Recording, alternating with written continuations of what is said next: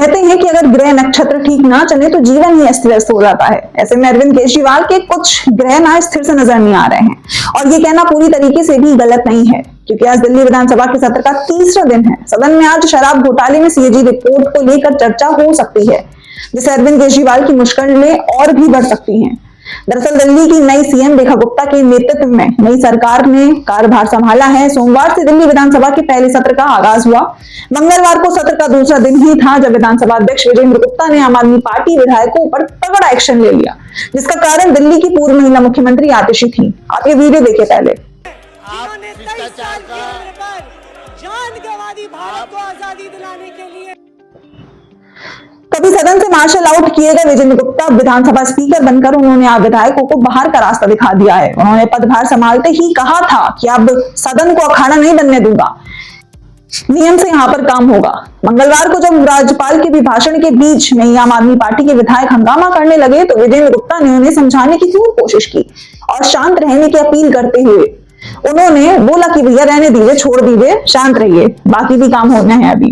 जब इस पर भी आप विधायक नहीं माने तो विजेंद्र गुप्ता ने मार्शल बुलवा कर आप विधायकों को सदन से बाहर निकलवा दिया। इसके बच्चे विधायक थे वे सीएम रेखा गुप्ता के द्वारा सीएजी की रिपोर्ट सदन के पटल पर रखते समय हंगामा करने लगे, तो एक बार फिर विजेंद्र गुप्ता ने आपके बच्चे विधायकों को मार्शल के सहारे बाहर का रास्ता दिखा दिया और उनको 3 दिन के लिए बर्खास्त कर दिया है। आपको बता दें कि 21 विधायकों को सदन से सस्पेंड कर दिया है।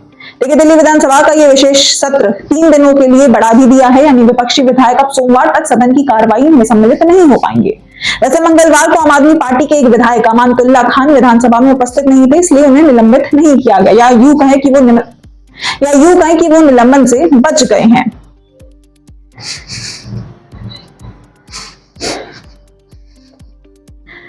वहीं आज जब सदन में चर्चा शुरू हुई तो आतिशी समेत 21 विधायकों को सदन में घुसने ही नहीं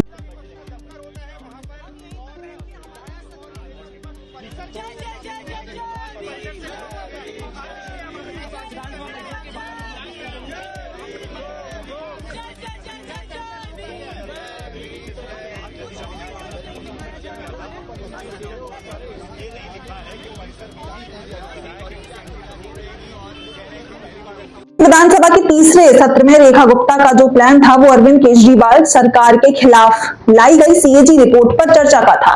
लेकिन इसी बीच अरविंद केजरीवाल सरकार द्वारा लगाए गए सीसीटीवी कैमरों पर चर्चा होने लगी, जिसमें दिल्ली विधानसभा के स्पीकर विजेंद्र गुप्ता ने बड़ा खुलासा करते हुए बताया है कि प्रत्येक विधानसभा में 2,000 कैमरे लगने थे। 1,40,000 कैमरों की खरीद हुई, प्रत्येक विधानसभा के लिए 2,000, और यहाँ 2 फेज में हुआ।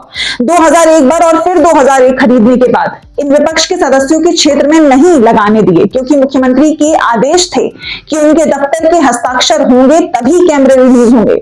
विपक्ष के कैमरे रिलीज नहीं हुए, पैसा खर्च हो गया, वो कैमरे कहां गए? पीडब्ल्यूडी मिनिस्टर ध्यान दे इस चीज पर। वहीं दिल्ली को 2,000 करोड़ का घाटा भी हुआ है। केजरीवाल का शीश महल, केजरीवाल द्वारा किए गए सारे कर्मकांडों की लिस्ट आज रेखा गुप्ता पेश करेंगे। वहीं आपको बता दें कि 14 सीएजी रिपोर्ट पेश हुई है, जिसमें से रेखा गुप्ता एक सीएजी रिपोर्ट मंगलवार को पेश कर चुकी हैं, जिसके जो की पॉइंट्स हैं या जो हाईलाइट हैं हम आपके साथ साझा करते हैं।